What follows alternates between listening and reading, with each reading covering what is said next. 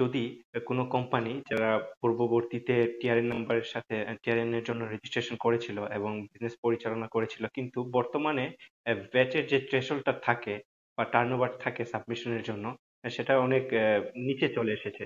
Monthly দেখা যায় যে 15,000 বা 10,000 দেরহাম হয়েছে ওনার সেল। সেক্ষেত্রে কি ওনাদের ডি রেজিস্ট্রেশন করাটা ভালো হবে নাকি? সেটা অনেকে কোয়েশ্চেন করেন যে আমি তো এটা ক্যান্সেল করতে চাচ্ছি, এখন কি পসিবল হবে কিনা ক্যান্সেল করার টিআরএন নাম্বারটা?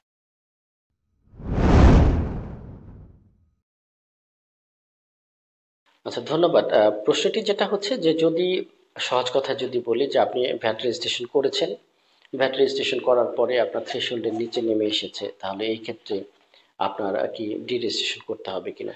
অবশ্যই যদি আপনার সেল বা টার্নওভার একটা নির্দিষ্ট সময় যেটাকে বলে বিগত 1 বছর বা মধ্যে যদি আপনার হিসাব করে দেখেন যে থ্রেশহোল্ডের নিচে চলে আসছে, যখনই আপনার যেদিনই আপনার থ্রেশহোল্ডের নিচে চলে আসবে তার 20টা ওয়ার্কিং ডে এর মধ্যে আপনাকে ডি রেজিস্ট্রেশনের জন্য অ্যাপ্লাই করতে হবে।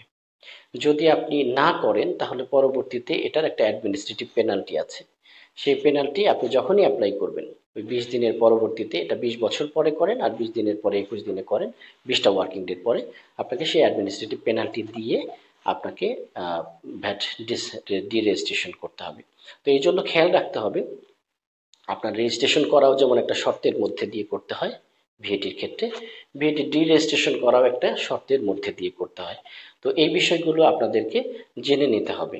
যেহেতু আপনি যখন ভ্যাটের আওতায় এসেছেন, ভ্যাট রেজিস্ট্রেশন করেছেন, এটার সাথে কিছু বেসিক লেভেলের যে রুলস রেগুলেশনস গুলো আছে সেটা আপনাকে জেনে নিতে হবে।